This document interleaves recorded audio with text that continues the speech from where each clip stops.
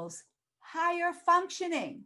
Do you know that when light hits your eye in the morning, DHA, which is a fat, DHA is the counterpart to EPA, and it's what's found in fatty fish or fish oil capsules. But DHA in your body actually creates electricity for your brain. So you see, your body does things intelligently that are based on fats. It just does. So we know that they're necessary, because why would your creator make you an organ that does not function intelligently? It just doesn't make sense. Also, when we're using fats, we are not creating AGEs. It lowers insulin because you're not raising your blood sugar, which in turn helps PCOS, insulin resistance, diabetes, and all those conditions that are caused in part by too much carbohydrate in the diet.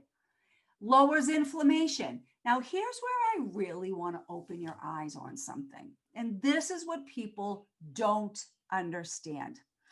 And if you're vegan or vegetarian, you're always going towards those vegan and vegetarian sources for your fats. Some people do a healthier version where they just don't use any oil, or they only use olive oil and a little coconut oil. But there are some people out there that are vegan and vegetarian that have never even tried that. Their diet is severely lacking in fats. They're having muscle pain. They're having brain fog. They're having inflammatory issues, and they can't figure out why. So here's the fat fact. When you use an oil, which is industrial seed oils like canola, safflower, cottonseed, any of those oils in a plastic bottle that you can see through under the brand name of, even things that look like they might be straight from Italy, olive oil from Chile, it's fake. And I have written an article on this. I have posted on this before. The oil you're getting on the shelf today most likely is a fake.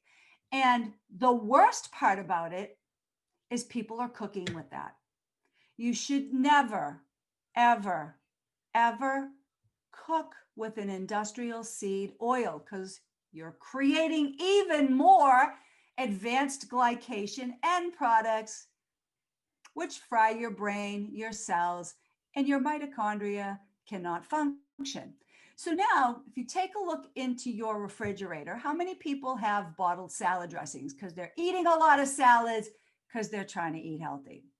Or they're eating these gluten-free products that contain canola oil, olive oil, safflower oil, or whatever is in this product that has been cooked.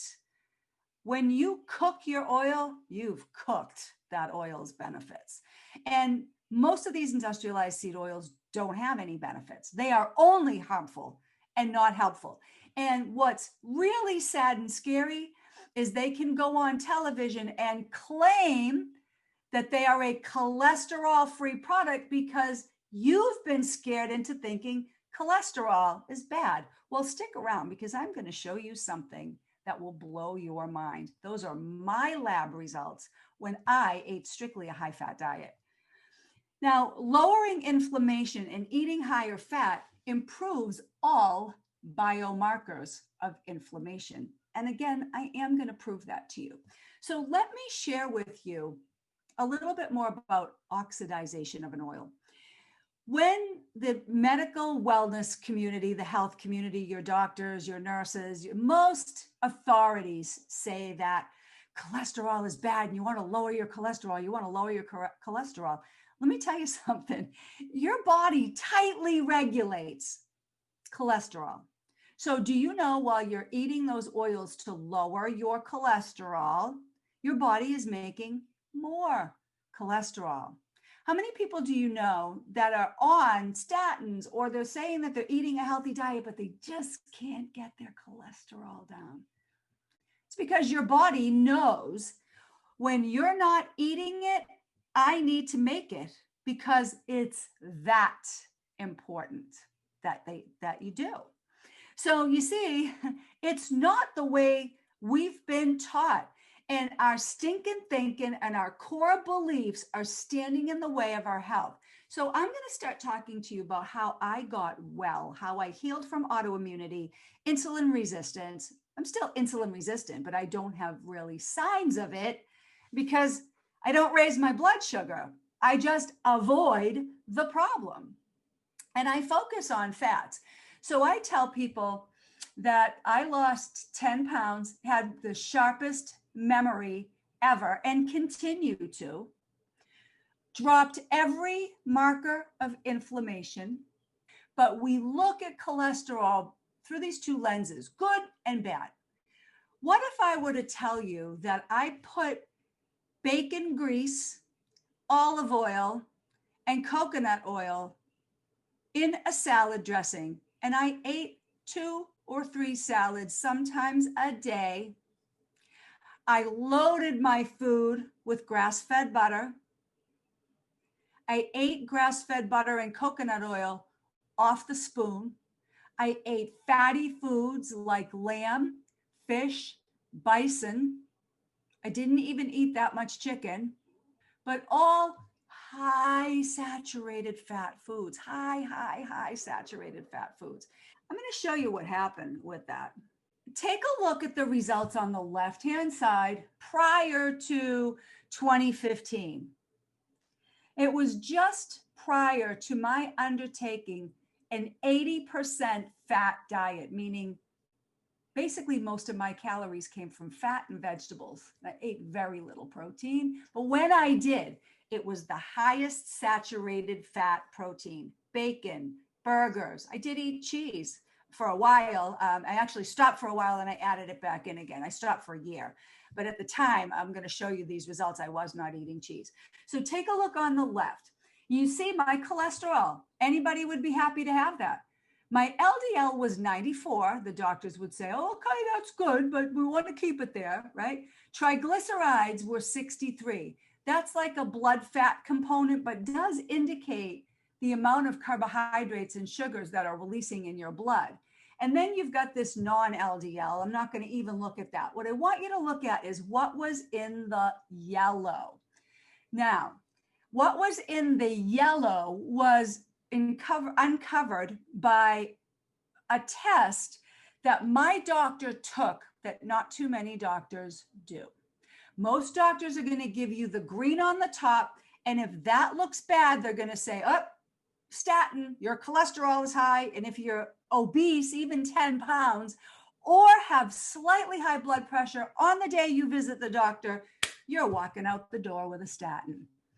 Well, my doctor was really smart, and he said, Sandra, your cholesterol looks great, but let's look at your inflammation markers. Those inflammation markers were something called ApoB, LDLP, SDLC, as you can see here. But what it was looking for was the size of the particles of my cholesterol. You see, some of these big fluffy particles, they can't get underneath the lining inside your artery or the intima. They can't get under there and cause inflammation. So really, they're like friendly fat molecules. And then you've got these little fat molecules that slide under your artery or if your blood pressure is high, then what will happen is that as the blood is bounding against your arteries, sometimes little nicks or cuts happen, especially if you're eating a high salt diet that's not a good salt diet, like processed foods. When the artery gets nicked, cholesterol comes to the rescue and slaps on a cholesterol Band-Aid to fix the problem. Cholesterol has a purpose, but you see those little particles get under that Band-Aid and cause an outpouching inside the lumen of the artery, blocking blood flow. And then if there's enough inflammation, like industrial seed oils, in the diet, what can end up happening is inflammation occurs and that clot breaks off and that becomes a thrombosis. It goes to your brain and you have a stroke or a heart attack. So I said, I want to know what this looks like. And this is what it looked like. About a year later, On my high fat diet, I listened to a guy named Jimmy Moore, and he had just written a book called Keto Clarity and Cholesterol Clarity. And he worked with Dr. Eric Westman, who was somebody who was prominent in the field at the time doing the research that I was hungry for. Help me understand why this works. I really want to dive in head first. I'm afraid to give up my olive oil because I wasn't eating anything but olive oil. Prior to that, I was eating lots of fruits, lots of meat, because those are my two favorite things. I was eating a little bit of carbohydrate, but just rice, no pasta, no grains. I was eating rice and wild rice. I was eating some nuts here and there. And it was only occasionally that I would eat something that had bread in it. It was very rare. So that's what you see on the left-hand side. I was harboring inflammation that could have killed me, thinking I was on a healthy diet and I was exercising like a maniac. So again, more inflammation. Now let's fast forward about 9 months later after I started on this high-fat diet, which was 80% fat, fat in the morning, fat in the afternoon, fat bombs all throughout the day. The calories I was totaling were well over 2,000 calories. And before, it was about 1,400, and I couldn't maintain my weight. I dropped 10 pounds. I got back in, did my testing, and here's what you see. Total cholesterol went down from 189 to 165. Now, it did go up for a little while. As you can see on the right, I had one intermediately done, sort of because I have a pacemaker. I had to do some testing for my cardiologist. So you can see I went up 19 points. My cholesterol was high, according to my doc. And then my LDL was a little higher, but look what happened with my triglycerides. They went down. Now, this was, again, I'm saying intermediary. So they will go up before they go down. Because remember, your body will adjust. And now at 9 months, I go in, every marker of inflammation gone. My cholesterol was 165. My LDL went down. My HDL went up to 80. And actually, on the right-hand side, that was my HDL. That went to 100 milligrams per deciliter, which it stays around there right now. I'm at about 89 to 92 on my HDL. Outstanding, right? For a good cholesterol that moves the bad out of my body. Triglycerides, well, those went down to 34. And hey, what do you know? I lost every marker of inflammation on my big fat diet. So here's what I did. 5% of my diet was carbohydrates. Protein was 20% and fats were 75 to 80%. So I played around this. If I went up to 80 or 85, my proteins typically came down because I wasn't hungry. I was satiated. And the carbohydrates, that 5%, came from a little bit of coconut milk, some avocado, my nuts, my seeds, and my veggies, and an occasional handful of blueberries. That's it. Now, I don't have a title here, sorry, but I want to show you something. So I absolutely loved being able to fast. Now, my blood sugar typically runs between 85 and 91 because I am insulin resistant. So any little fluctuation in carbohydrates shows its ugly head.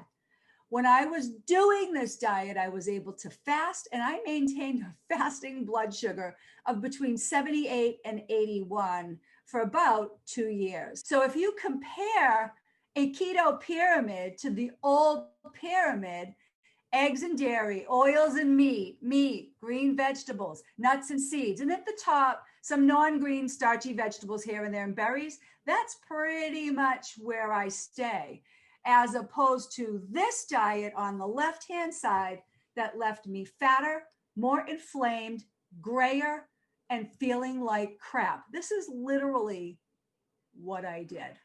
And the Truth About Cancer posted this a while ago. And it doesn't mean you have to be 5% of your diet is carbs. There is a ceiling limit of carbohydrates that you might want to stay under to be healthy and not raise insulin. And a lot of people will say, but what about cholesterol? But I just proved to you, in my case, that cholesterol was not my friend when I had a diet of strictly olive oil and very little fatty meats, no bacon, no cheese, none of that stuff. So while dairy is not a perfect food, and it definitely can cause some issues for a lot of people because of the protein in it, not the fat, it's the protein and the casein and the lactose that cause a problem. All of a sudden, now you're being told to eat butter, eat butter, eat butter. So think about it.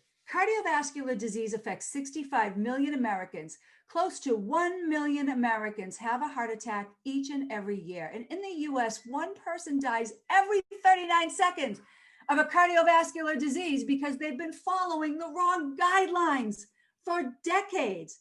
1 out of 3 deaths is caused by cardiovascular disease. And now Alzheimer's is the new diabetes. So if you have metabolic syndrome, that's a cluster of cardiovascular risks, and it's all tied to what I just showed you. This is costing us billions and billions of dollars every single year. The body tightly regulates the amount of cholesterol in the blood by controlling internal production. So if you're trying to lower your cholesterol, you're actually raising it. But that's not a bad thing, okay? That's not a bad thing. Here's the inside of that artery. That's what happens. Now, HDL and LDL are not really cholesterol themselves. They are lipoproteins. HDL stands for high density lipoprotein, big fluffy particles that don't get in here. LDL stands for low density lipoproteins. HDL shuttles those LDL out of your body so they don't cause damage like this. 25% of your cholesterol comes from food. 75% of your cholesterol is made by your body. So olive oil and cooking with olive oil is one of the worst things you can do. You're taking a good oil and you're promoting advanced glycation end products, just like I did, that cause injury to your endothelium. Cholesterol carries, or the cholesterol is carried to the injured site, slaps it on and patches it like a Band-Aid, and that begins to turn into hardening of the arteries. A clot can then break off and cause damage. And find your proteins and fats to be your sources of calories, mostly fats, because protein really builds tissue. I hope that was really helpful. I felt like I needed to share that because so many people don't understand cholesterol, and you're doing the wrong thing. Is it too late to change? No, it's not, but you've got to start now. So that's a big fat secret and the lie that you've been told for decades.